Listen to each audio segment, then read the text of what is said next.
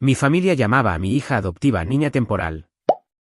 En Navidad, mi madre le dijo, no te apegues. Nunca serás de los nuestros. Mi hija, sin llorar, le mostró la única foto de su madre biológica. Mi madre la vio y la soltó. La recogí, 3 personas salían en la foto. No te encariñes con ella, Sara. Es temporal. Nunca será realmente una de nosotros. Mi madre lo dijo en la cena de Navidad lo suficientemente alto para que todos lo oyeran, mientras mi hija adoptiva de 8 años estaba sentada a 2 asientos de distancia con un plato de comida que no había tocado. Maya no lloró. No bajó la mirada. Abrió la cajita de lata que siempre lleva consigo, sacó una pequeña fotografía y la puso delante de mi madre. Esta es mi primera mamá, dijo. Mi madre la cogió por cortesía. Entonces su rostro se demudó. Sus manos empezaron a temblar. La foto se le resbaló y cayó al suelo. Me agaché y le di la vuelta. Había 3 personas en esa foto. Mi nombre es Sarah Miller. Tengo 41 años. Lo que mi madre vio en esa foto es la razón por la que la dejó caer y la razón por la que nada de lo que dijo en esa mesa volverá a ser verdad. Estábamos en casa de mis padres en la calle Larchmont, la casa en la que crecí en Springfield, Ohio. Mi madre pone la misma mesa cada Navidad.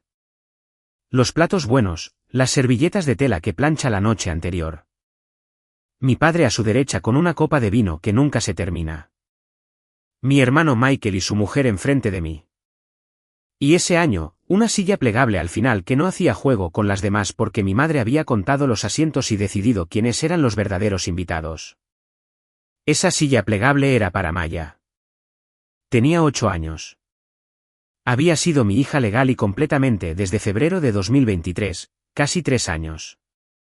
El tiempo suficiente para que me llamara mamá sin pensarlo. El tiempo suficiente para que supiera dónde estaban los cereales en mi cocina y qué escalón crujía. El tiempo suficiente para que cualquiera con corazón hubiera dejado de llamar la visita. Mi madre no había parado. Durante 3 Navidades, había encontrado formas más pequeñas de hacerlo. Un calcetín en la repisa de la chimenea para cada nieto menos para uno. Una pared de fotos enmarcadas en el pasillo a la que nunca se añadió a Maya. La niña pequeña, la llamaba ella. O, tu situación, nunca su nombre si podía evitarlo. Solía decirme a mí misma que era torpeza, que no sabía cómo querer a una niña que no había salido de nosotros. Me dije muchas cosas en esos 3 años para mantener la paz, porque la paz era más fácil que la verdad y yo estaba cansada y lo estaba haciendo todo sola. Llevaba sola desde 2020. Mi marido David murió esa primavera. Habíamos pasado años intentando tener un hijo y fracasando. Y después de perderle, dejé de esperar a que mi vida llegara y fui a buscarla. Me saqué la licencia. Hice los cursos, el estudio del hogar, las huellas dactilares, las interminables preguntas que los extraños pueden hacerte antes de dejarte querer a un niño. Y en el verano de 2022, una trabajadora social colocó a una pequeña y vigilante niña de 5 años en mi casa, y nunca la dejé ir. Se llamaba Josephine. La primera madre se llamaba Emily Carter. Y Emily había muerto en 2021. Lo supe desde el principio. Estaba en los papeles, en el pequeño libro de vida que te da la agencia, en la carpeta que guardaba en mi armario y leía las noches que no podía dormir. Sabía el nombre de Emily como se sabe un nombre en una lápida. Lo que no sabía, lo que nunca se me había ocurrido preguntarme era de dónde había venido Emily. Esa Navidad, mi madre me enseñó a preguntármelo. Estamos siendo realistas, Sara, había dicho antes en la cocina, secando un vaso que ya había secado. Algunos niños pasan de largo. No deberías construir toda tu vida sobre uno que podría hacerlo. No discutí. Nunca discutía con mi madre en su propia cocina. Llevé los panecillos a la mesa y observé a mi hija colocar las judías verdes en una línea recta, como hace cuando una habitación le parece extraña. Y pensé, sobreviviremos a la cena y luego nos iremos a casa. Entonces mi madre se inclinó hacia el final de la mesa y dijo lo de temporal lo suficientemente alto para que los primos de la habitación de al lado lo oyeran. Y mi hija metió la mano en el bolsillo de su cardigan para coger la caja de lata. Maya lleva esa caja desde el día que vino a mí. Es una vieja lata de caramelos, roja y abollada con un pájaro estampado en la tapa. Dentro guarda las cosas que son suyas. Una canica, un talón de entrada del primer cine que vimos juntas, un pequeño pájaro de latón del tamaño de una uña. Y una fotografía que nunca me había dejado sostener. Se lo había pedido amablemente más de una vez. Ella siempre cerraba la tapa. Era la única puerta de mi hija que había aprendido a no forzar. En la mesa de mi madre, la abrió ella misma. Puso la fotografía boca arriba delante de mi madre y dijo, «Esta es mi primera mamá». ¿La conoces? No estaba siendo cruel. Tenía 8 años. Había oído, «Nunca serás una de nosotros». Y a su manera, estaba respondiendo. De aquí vengo. A esto pertenezco, y ella es real. Fue lo más valiente que he visto hacer a un niño, y lo hizo sin levantar la voz. Mi madre cogió la foto como se acepta algo que se pretende devolver enseguida. Entonces se detuvo. Estaba observando su cara, así que lo vi suceder. Se le fue el color, primero de las mejillas, luego de la boca. Su pulgar se apretó blanco contra el borde de la foto. Al otro lado de la mesa, mi padre dejó su copa de vino sin hacer ruido, lo cual noté y no entendí, y luego no tuve tiempo de pensar porque la foto ya se estaba deslizando de los dedos de mi madre y cayendo al suelo junto a mi silla. Me agaché y la recogí. Esperaba a una mujer, Emily. Había visto su cara una vez en una foto copiada en el archivo de la agencia. Joven, cansada, de pelo oscuro. Había 3 personas en la foto. Emily estaba a la izquierda, más joven y más clara que en el archivo, riéndose de algo. Una mujer mayor estaba a su lado, con sienes plateadas, un brazo alrededor de los hombros de Emily. Y a la derecha, medio paso por detrás de ambas con una camisa a cuadros. Lo habría reconocido en cualquier parte porque estuvo colgado en el armario de mi padre durante una década, había un hombre de unos 50 años. Era mi padre, más joven, más delgado, pero él. Me senté con esa foto en la mano en la mesa de Navidad de mi madre, y no pude hacer que los dos hechos encajaran. La primera madre de mi hija y mi propio padre de pie en el mismo pequeño cuadrado de luz. La voz de mi madre salió plana y rápida. Dame eso, Sara. No es nada. Es una foto vieja. Extendió la mano. No se la di. Esa fue la primera decisión honesta que tomé esa noche, y todo lo que vino después se derivó de ella. Miré la mano extendida de mi madre y miré el pánico que se escondía detrás de sus ojos y me hice una pregunta que debería haberme hecho años antes. ¿Por qué una mujer que se había pasado 3 años fingiendo que mi hija no importaba de repente necesitaba con tanta urgencia tener en sus manos una fotografía de una niña que no era nada para ella? Me guardé la foto en mi propio bolsillo. El camino a casa fueron 20 minutos de oscuridad campestre. Maya se sentó atrás con la caja de lata en el regazo y durante mucho tiempo ninguna de las dos dijo nada. Las luces de Navidad de las casas que pasábamos se deslizaban por su cara y desaparecían. La abuela parecía asustada. Dijo finalmente, ¿por qué le tenía miedo a mi mamá? La miré a los ojos por el espejo. Me había pasado 3 años enseñándome a responder a esta niña con sinceridad sin darle un peso que no pudiera soportar. No lo sé todavía, dije, pero lo voy a averiguar. Ella lo pensó. Luego dijo algo que me puso una mano fría en la nuca. El hombre de la foto solía traer regalos. Mantuve la voz firme. ¿Qué hombre, cariño? El que estaba con mamá cuando yo era pequeña. No estaba segura de los detalles. Tenía 3, quizá 4 años. Y lo dijo como los niños pequeños dicen las cosas que medio recuerdan. Más sentimiento que hecho. Vino un hombre. Me dio algo. Mamá se puso triste después de que se fuera. Conduje. Mis manos estaban muy cuidadosas sobre el volante. No le dije a mi hija de 8 años, el hombre de esa foto es tu abuelo. No lo dije porque aún no lo creía y porque si era verdad, era mío para llevarlo primero. Dije, está bien.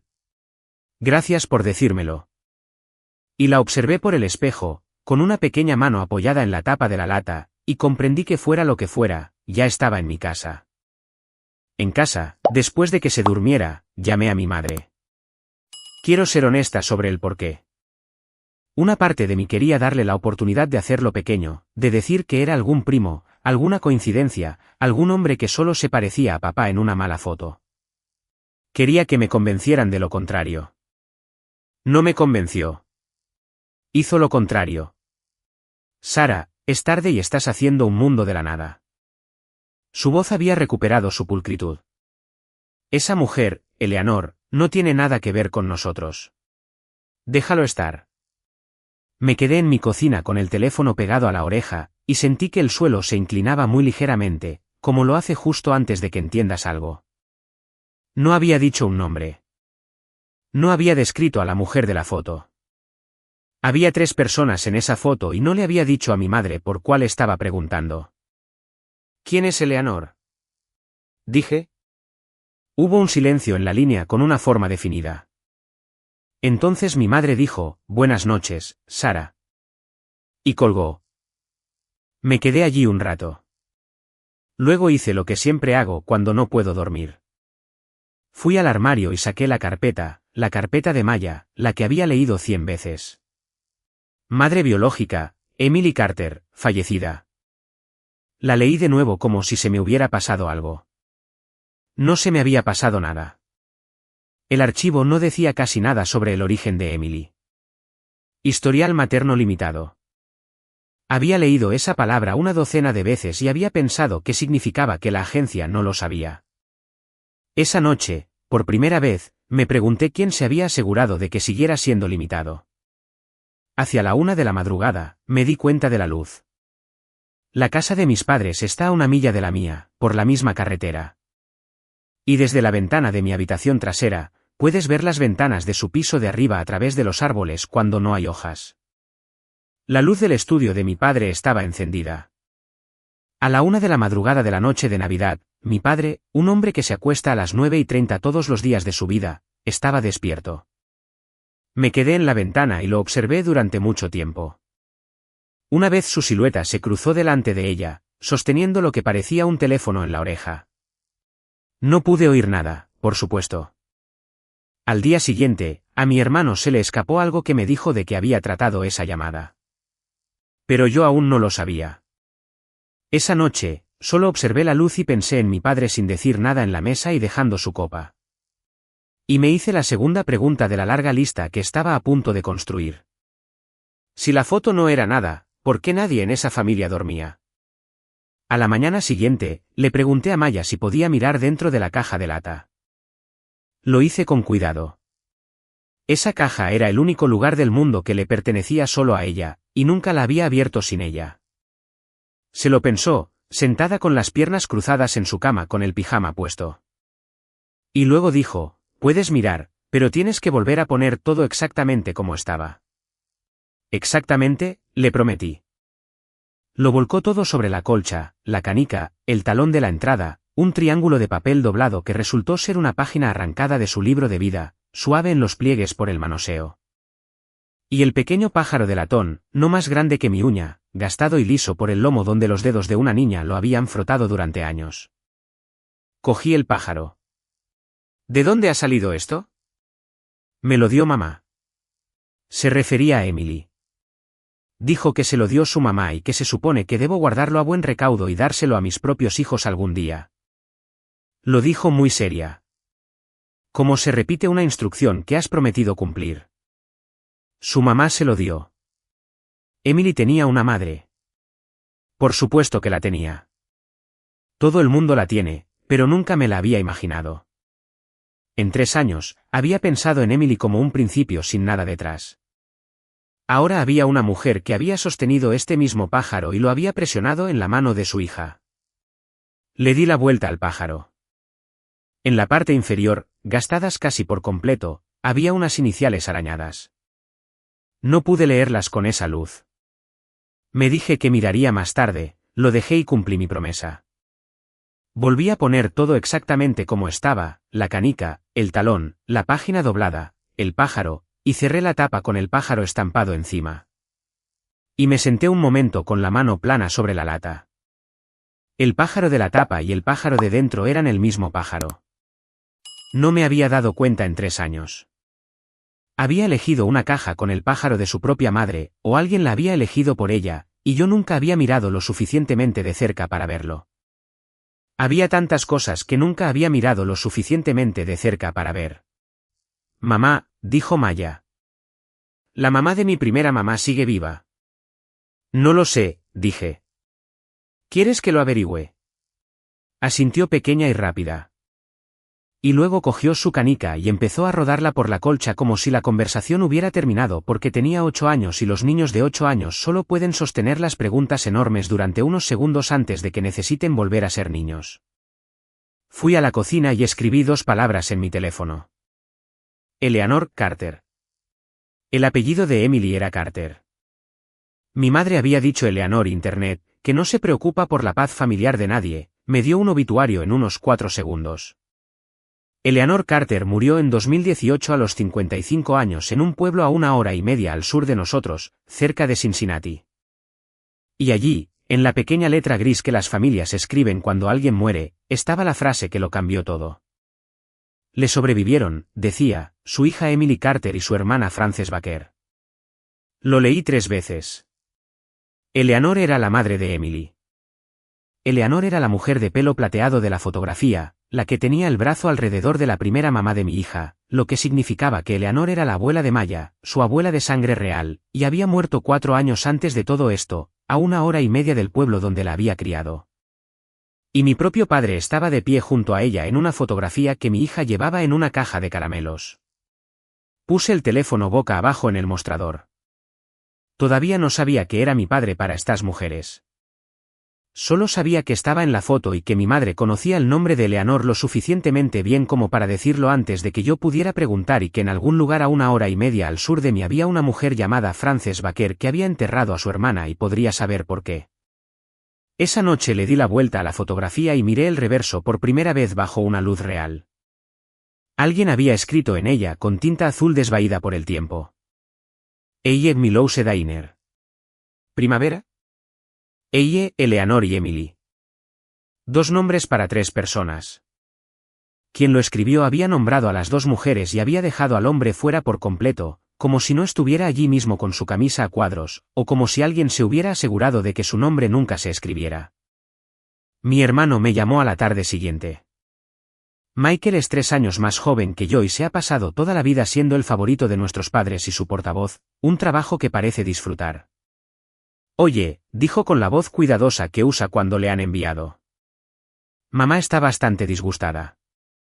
La sorprendiste en la cena. Maya le enseñó una foto, Michael. ¿Eso es todo? Sí, bueno, una pausa. Mira, sea lo que sea esa foto, sea lo que sea que creas que viste, déjalo estar. ¿Vale? Mamá ya ha pasado por bastante por la familia. Dijo la familia 3 veces en los siguientes 2 minutos. Las conté. ¿Cómo empiezas a contar las cosas cuando estás muy quieto dentro de una conversación y prestando más atención de lo que la otra persona se da cuenta? Michael, dije, ¿por qué ha pasado mamá? La pausa que siguió fue un poco demasiado larga. Déjalo, Sara, dijo. Por favor, y ahí estaba. Mi hermano, que no es un hombre sutil, que realmente creía que estaba llamando para suavizar las cosas, acababa de decirme 2 cosas sin querer. Que había algo que dejar y que él sabía lo suficiente como para querer que se dejara. Quiero parar aquí un segundo porque este es el punto en el que tuve que decidir algo y creo que muchos de vosotros habéis estado donde yo estuve. Podría haberlo dejado estar. Mi familia me lo estaba pidiendo. Habría sido más fácil. Habría mantenido la Navidad civilizada el año que viene. Todo lo que tenía que hacer era guardar la foto en un cajón y no conducir nunca hacia el sur. Pero seguía pensando en mi hija colocando sus judías verdes en una línea recta en una mesa donde la mujer a la cabeza acababa de llamarla temporal. Seguía pensando que fuera lo que fuera, era suyo. Tenía derecho a ello. Así que aquí está mi pregunta para vosotros antes de que os cuente lo que encontré. Si fuera vuestro hijo, si Callar mantuviera a vuestra familia y Escarbar la destrozara, ¿qué elegiríais? Pensadlo un segundo. He leído lo que muchos de vosotros haríais, y no es lo que la gente dice en voz alta. Elegí conducir hacia el sur. Probé primero por la puerta fácil. El reverso de la fotografía decía, Milouse Dainer, primavera, y durante una noche, me convencí de que podía hacer esto en silencio. Encontrar el restaurante, encontrar a alguien que hubiera trabajado allí, saber quiénes eran estas personas sin tocar nunca a mi propia familia. Encontré el Milouse en un listado en línea que no se había actualizado en años. Cuando llamé, un hombre contestó desde lo que resultó ser una ferretería. El restaurante había cerrado en 2019. El edificio se había vendido 2 veces desde entonces. No quedaba nadie detrás del mostrador que recordara a 2 mujeres y a un hombre cuidadoso que habían venido una primavera para una fotografía.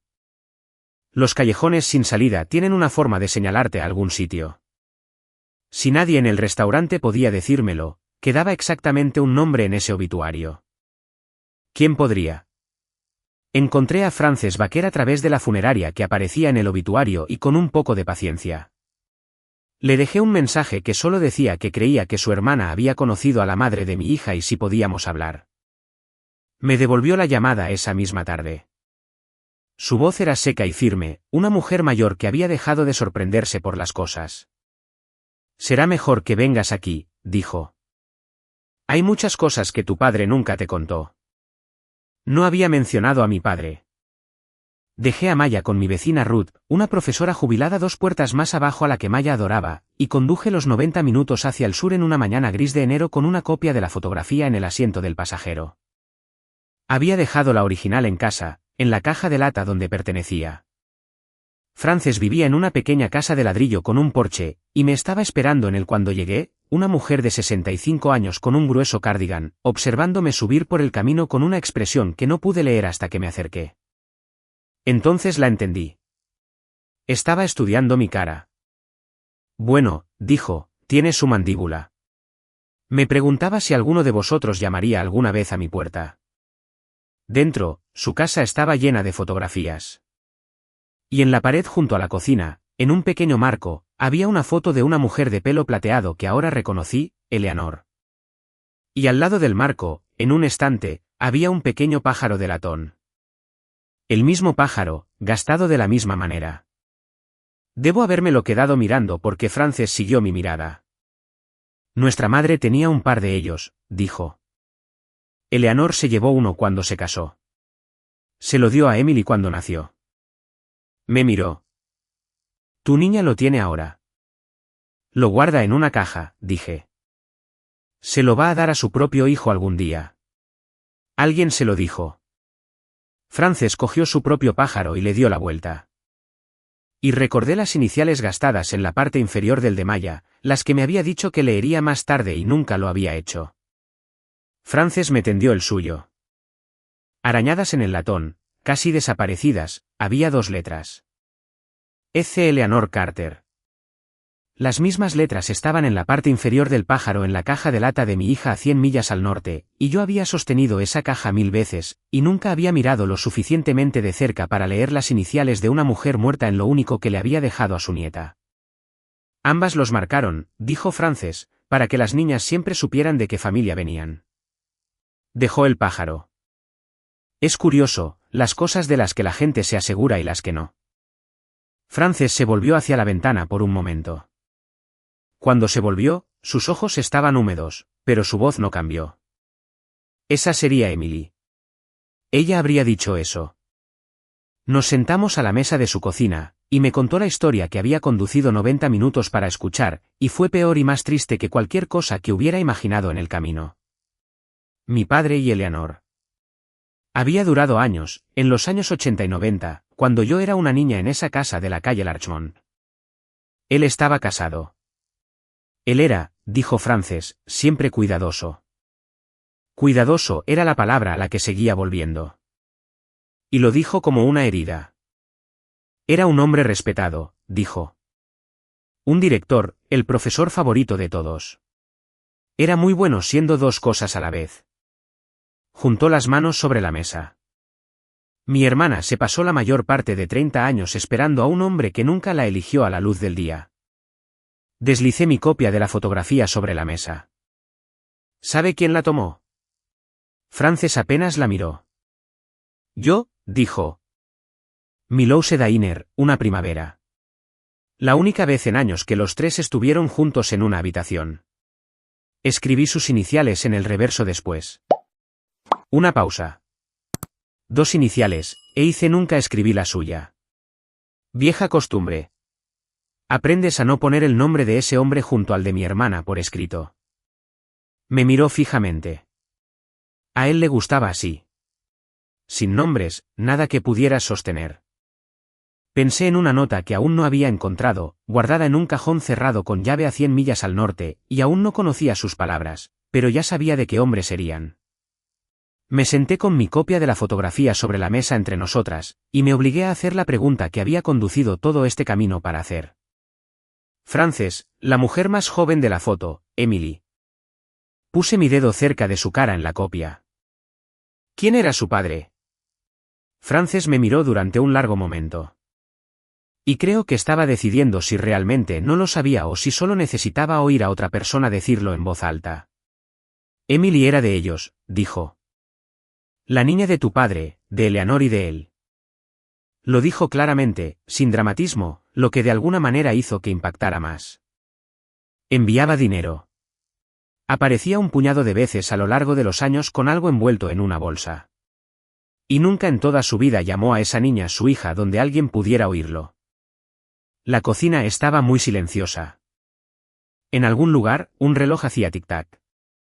Hice los cálculos como se hace cuando un número es demasiado grande para mirarlo directamente, en pequeños trozos. Si Emily era la hija de mi padre, entonces Emily era mi media hermana.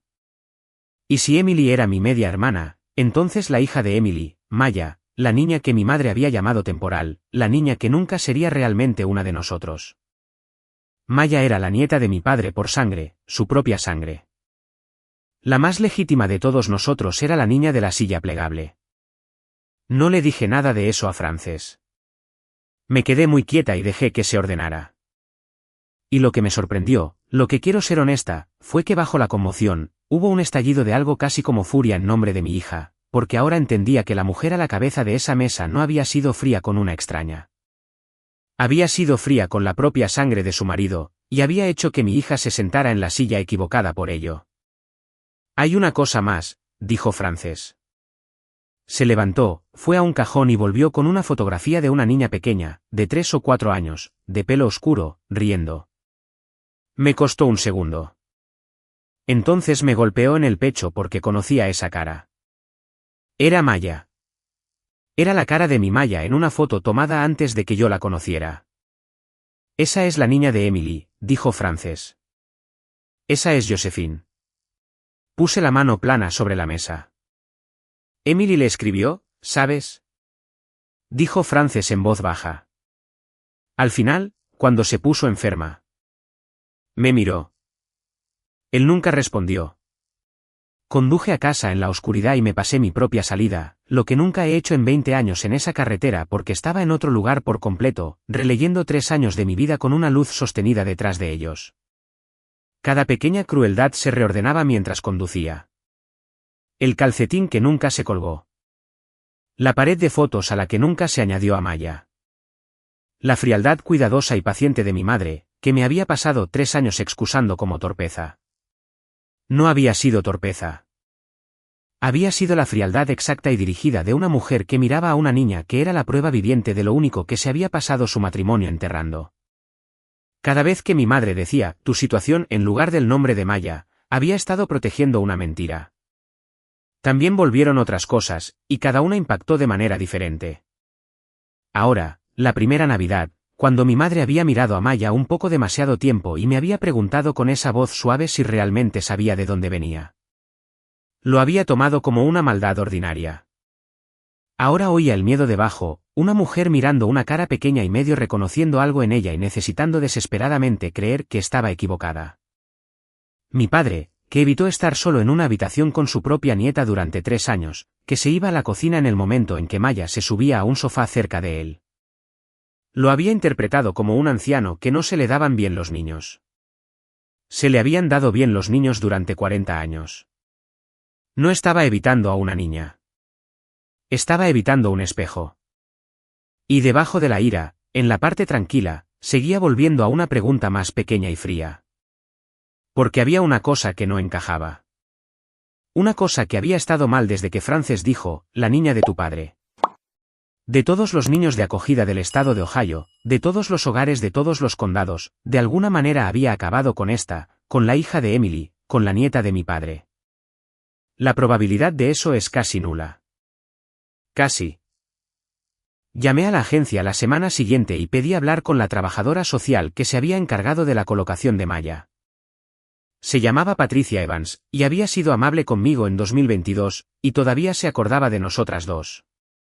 Le dije que estaba tratando de completar un poco de historial para Maya, lo cual era cierto. Luego le pregunté, lo más ligeramente que pude, cómo Maya había llegado a ser emparejada conmigo específicamente. Oh, esa fue una muy bonita, dijo Patricia cálidamente. Usted vino a nosotros ya preguntando por una niña de su edad.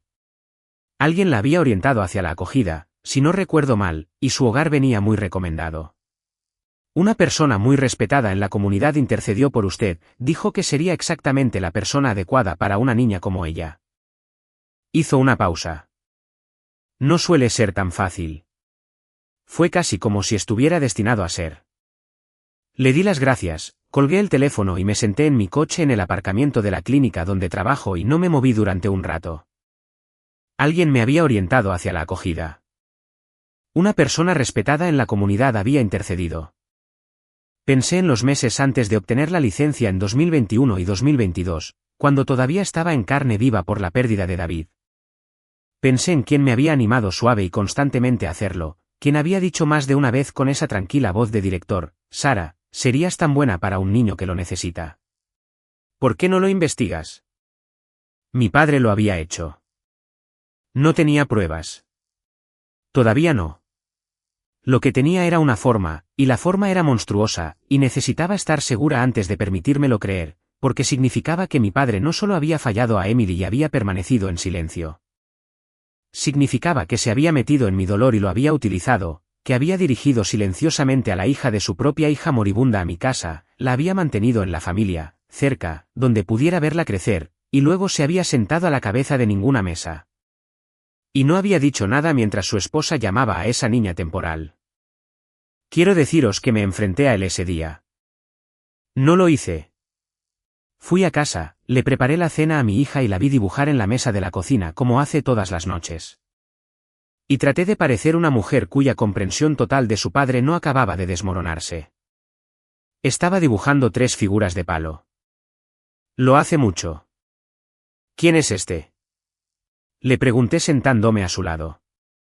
Esa eres tú, dijo, señalando. Y esa soy yo.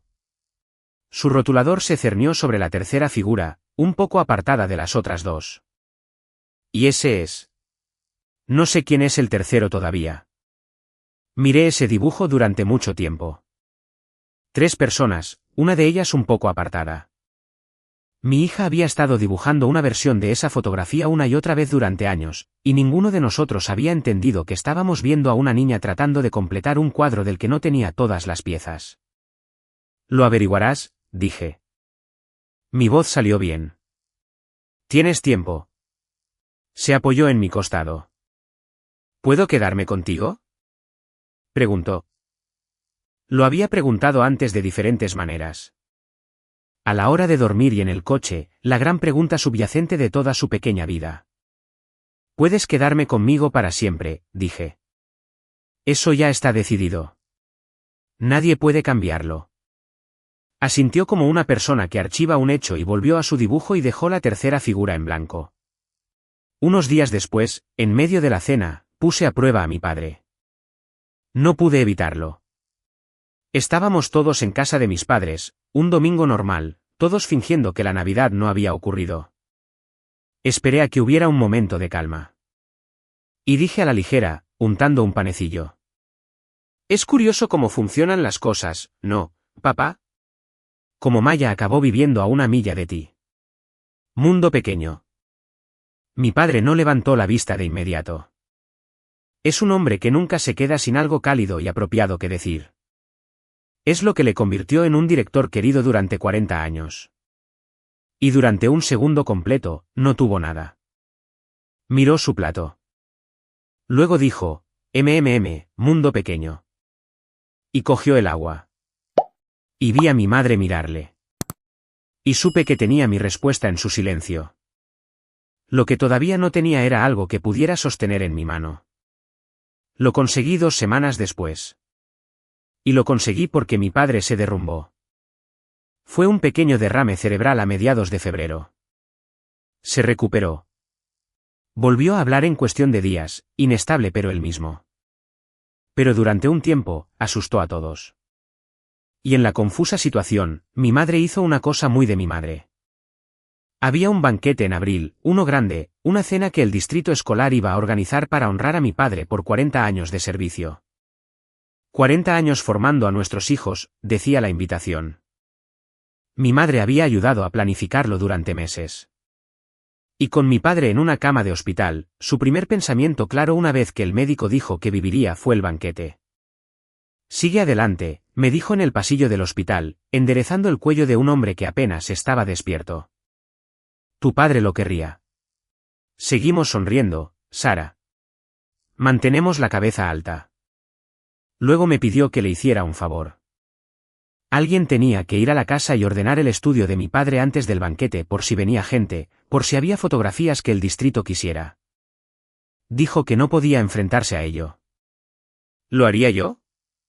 Dije que sí. Dije que sí porque una hija dice que sí, y porque llevaba semanas queriendo estar sola en esa habitación. El estudio de mi padre es exactamente lo que te imaginas. Libros, un diploma, un pesado escritorio que había sido de su propio padre. Me quedé en él en silencio y me sentí como una ladrona. Y luego pensé en mi hija y dejé de sentirme como una.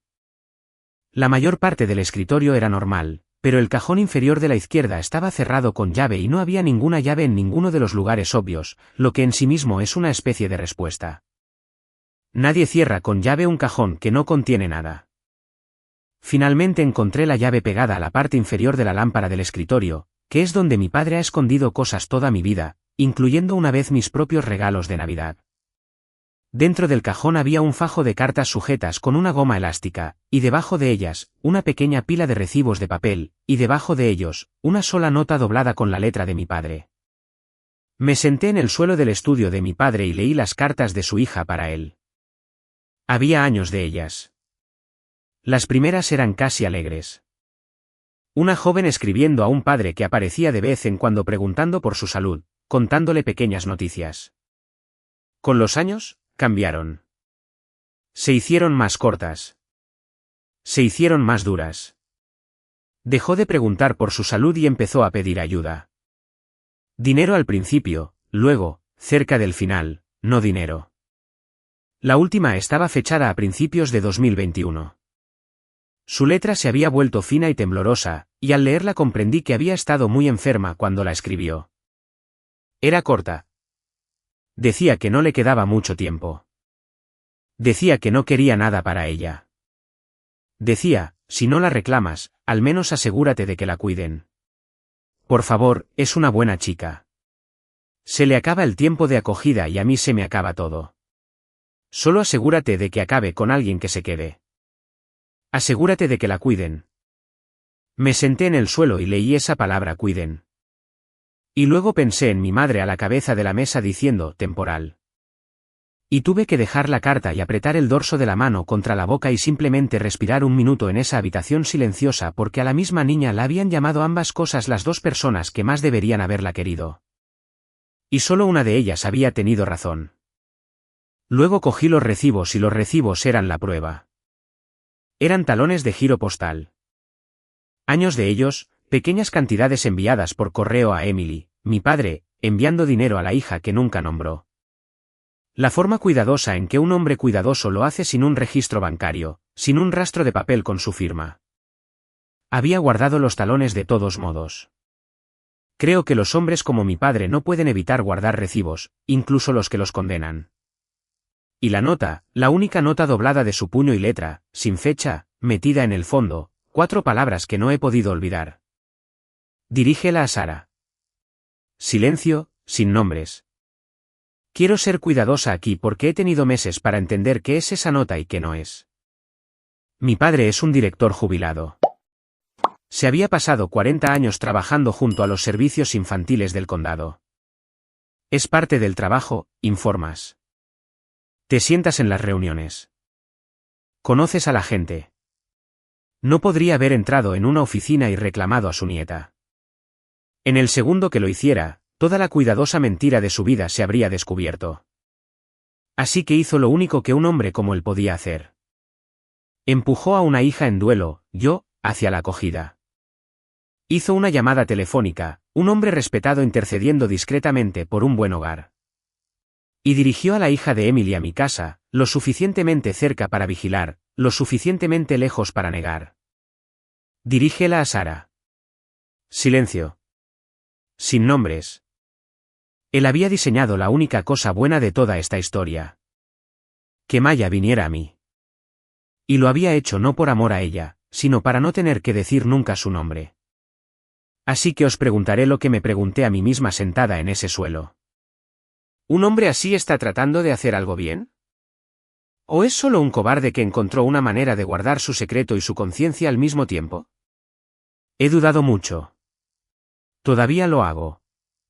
Decidme dónde os situáis porque sinceramente no lo sé. Todavía estaba en el suelo con las cartas en el regazo cuando oí la puerta principal y la voz de mi madre en el pasillo. Sara, ¿qué haces aquí? No tuve tiempo de guardar nada. Entró en el estudio y me vio en el suelo y vio el cajón abierto y las cartas y los talones y la vi comprender en tiempo real exactamente lo que ahora sabía. No jadeó. Mi madre no jadea. Se quedó muy quieta y luego dijo en voz baja y uniforme, guarda eso. No, ¿qué es eso? No puedo explicarlo. Guarda eso. Tú lo sabías, dije. Sabía de una mujer, dijo. Hace mucho tiempo. No sabía de. Su mano se movió ligeramente hacia las cartas, hacia toda la historia, nada del resto. Y de hecho la creí.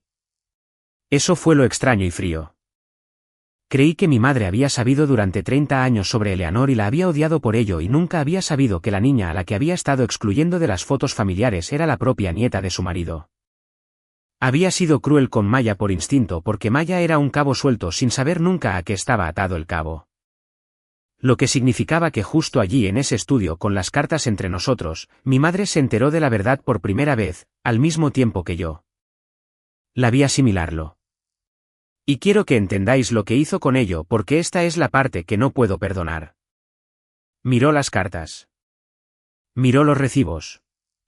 Se enteró en ese momento de que la niña que había llamado temporal era de la propia sangre de su marido. Y luego dijo, esto no ayuda a nadie ahora, especialmente no a la niña. Guárdalo, Sara. Tuvo una opción en esa habitación. Y volvió a elegir la mentira. Después de todo, miró la verdad sobre una joven muerta y una niña viva. Y su único instinto fue enterrarla para que el banquete pudiera seguir adelante y mi padre pudiera ser honrado y el nombre de la familia pudiera mantenerse limpio. ¿Quieres que proteja al hombre que hizo esto? Le dije. Quiero que protejas a esta familia, dijo ella. Hay una diferencia, y estás demasiado enfadada para verla. Se alisó la parte delantera de la blusa, un gesto que había visto 10.000 veces. Ven a la cena en abril. Sonríe. Deja que tu padre tenga su noche. Ahora es un anciano. Ha tenido un derrame cerebral. Y haz una cosa por mí. Hizo una pausa.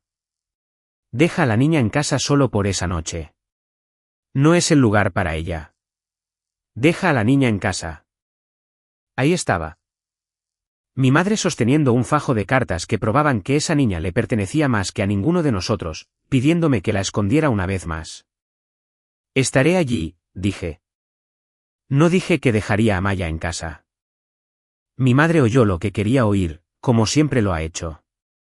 Michael me presionó más en las siguientes semanas. Una vez que entendió que no lo iba a dejar, todavía no sabía toda la verdad. Mi madre no le había contado lo de las cartas y yo no le había dicho que Maya era de nuestra sangre. Solo sabía que papá había tenido una mujer una vez hace mucho tiempo y que yo estaba amenazando con hacer estallar a la familia por una foto vieja.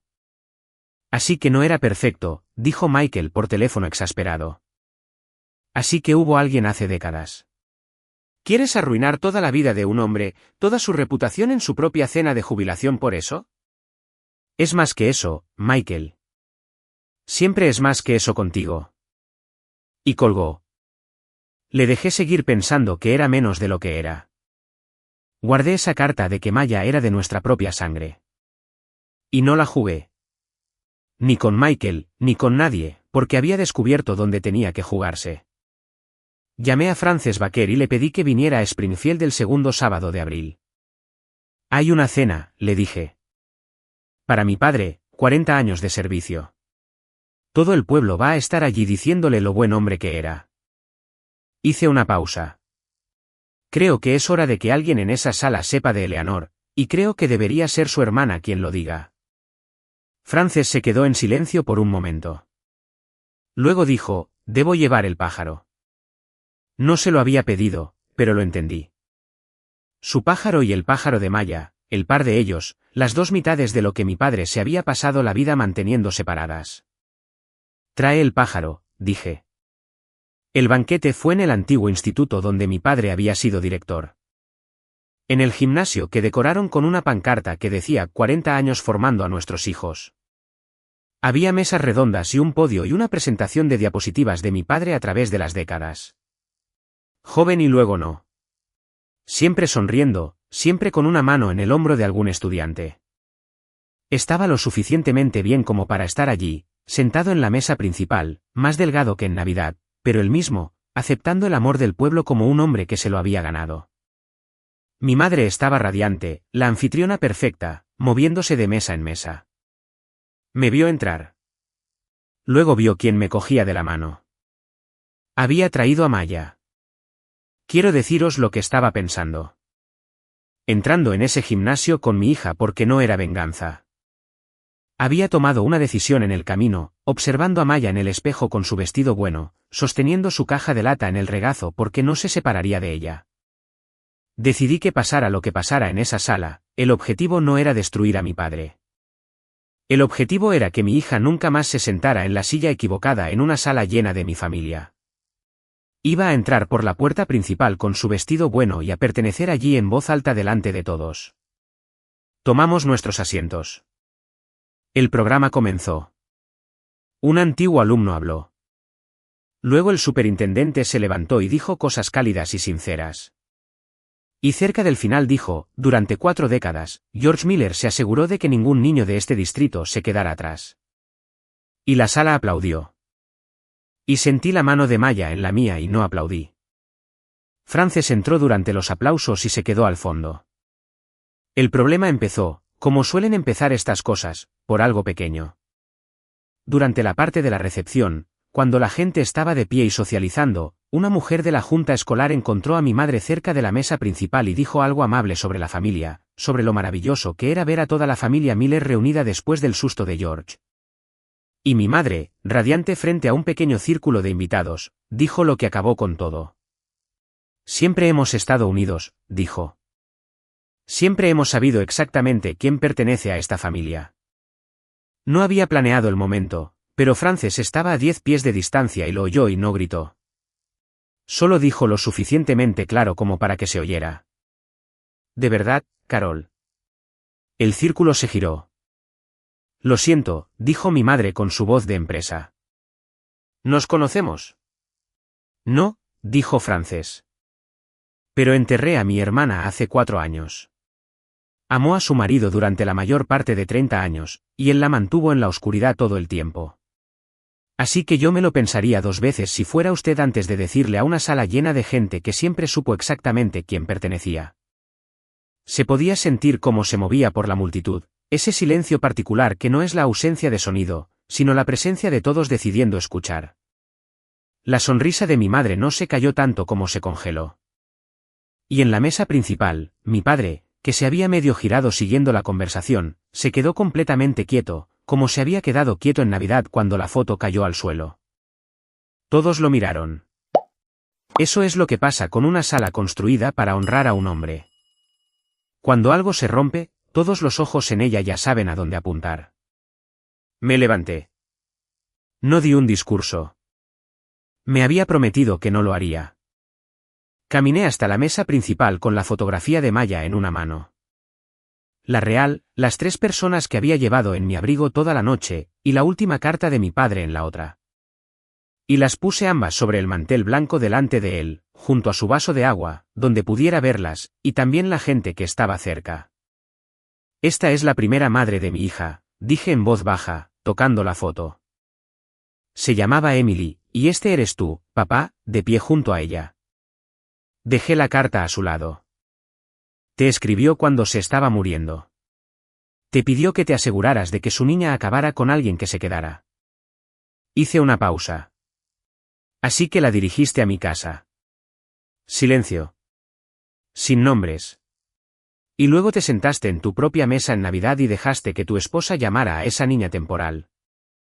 No levanté la voz ni una vez. He pensado por qué.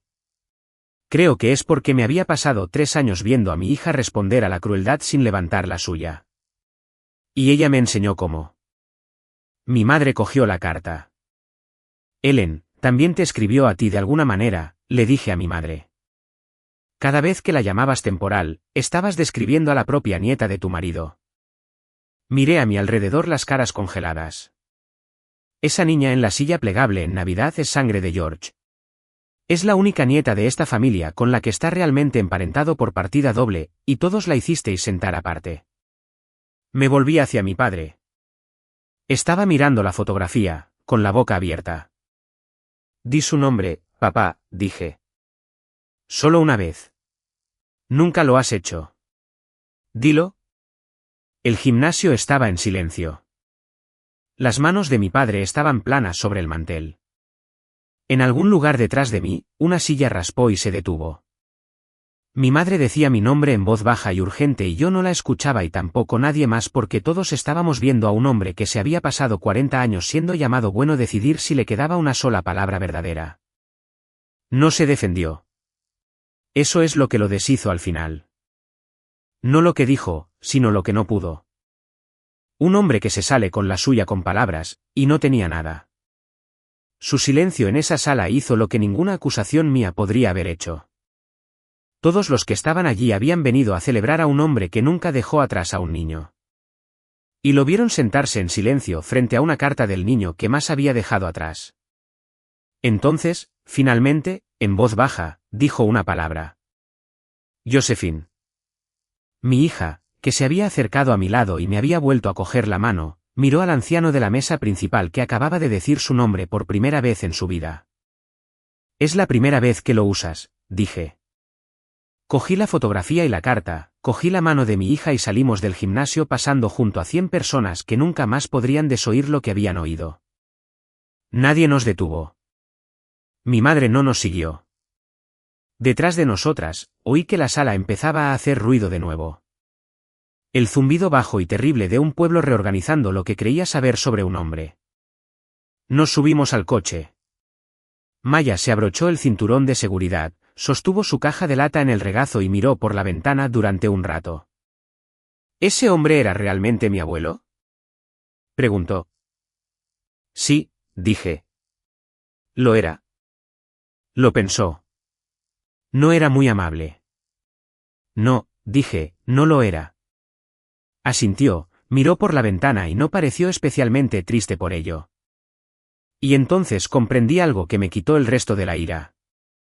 Para Maya, ese hombre de la mesa principal era un extraño que había dicho su nombre demasiado tarde. Nunca lo había necesitado. Hacía mucho tiempo que había descubierto dónde estaba su hogar, y no era en esa mesa. Yo era la que necesitaba aprenderlo. El banquete, al final, no destruyó a mi padre como la gente espera que terminen estas historias. No hubo arresto, ni ruina. Es un anciano que tuvo un derrame cerebral. Lo que perdió fue más silencioso que eso, y creo que peor para un hombre como él. Perdió la sala. Perdió la historia. Durante 40 años, mi padre había sido el hombre más excelente del distrito. Y en una noche, eso se convirtió en una frase completamente diferente, una contada en voz baja en el supermercado. El distrito archivó silenciosamente el plan de nombrar algo en su honor. No se habla del banquete. Mi padre, que vivió toda su vida por la buena opinión de la gente que lo llamaba señor Miller, tiene que pasar el resto de ella sabiendo que ellos saben. Mi madre dejó de llamar. Durante un tiempo, pensé que era porque estaba enfadada. He llegado a entender que es algo más cercano a la verdad, que no sabe qué decirme porque el único guión que tuvo fue la familia, y yo lo cogí y lo leí en voz alta en un gimnasio. Michael llamó una vez, una semana después. No defendió a nadie, dijo. No sabía que era nuestra. Nadie me lo dijo. Y luego, tras un silencio, con una voz que no había oído a mi hermano desde que éramos niños. Debería haber preguntado todos esos años. Debería haber preguntado por lo que ella había pasado. Lo siento, Sara. No fue mucho. Pero es el único que lo dijo. Y dejó de ir a las cenas de los domingos y ahora le envía a Maya una tarjeta por su cumpleaños con su nombre bien escrito. Y he decidido que eso es suficiente para mantener una puerta entreabierta. El resto de la familia hizo lo que hacen las familias cuando un nombre se silencia. La mayoría no dijo nada en absoluto. Los primos que se iban a la sala de estar en Navidad simplemente dejaron de llamar, inseguros de qué lado de algo que no entendían se suponía que debían estar. Una tía, la hermana menor de mi padre, me envió una tarjeta corta que no lo mencionaba ni una vez. Solo decía que siempre había pensado que Maya era una niña encantadora y que esperaba que la llevara a visitarla alguna vez. Nunca había dicho una palabra en 3 años de sillas plegables. Entendí la tarjeta por lo que era. No una disculpa exactamente, sino una mujer que decidía silenciosamente que había estado en el lado equivocado de una mesa de comedor y se bajaba de ella de la única manera que sabía. Le respondí. Algunas puertas las dejas abiertas incluso cuando nadie ha dicho que lo siente. Tuve una conversación con mi madre unas semanas después, cuando finalmente vino. Se quedó en mi puerta y no entró. Y dijo algo sobre la esperanza de que pudiéramos superar todo esto por el bien de la familia. Y la detuve. Puedes enviarle a Maya una tarjeta de cumpleaños, dije. Si quieres estar en su vida un poco, en mis términos, puedes empezar por ahí. Sostuve la puerta. Pero ya no puedes enviarla lejos.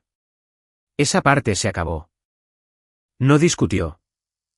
Me miró por un momento, una anciana en mi porche, y luego asintió una vez y volvió a su coche.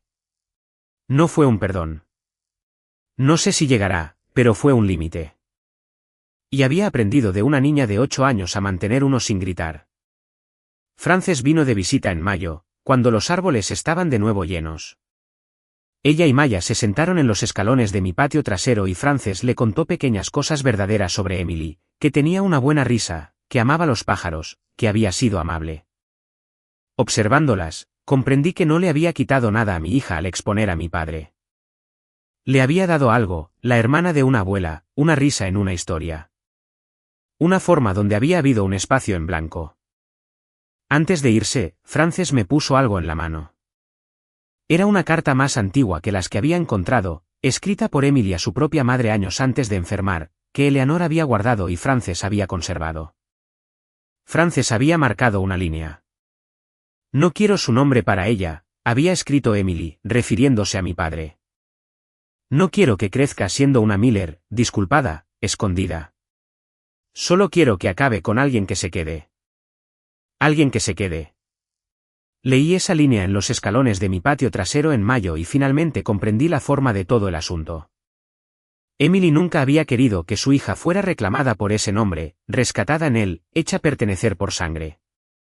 La había querido cuidada, elegida, amada por alguien que simplemente no se fuera.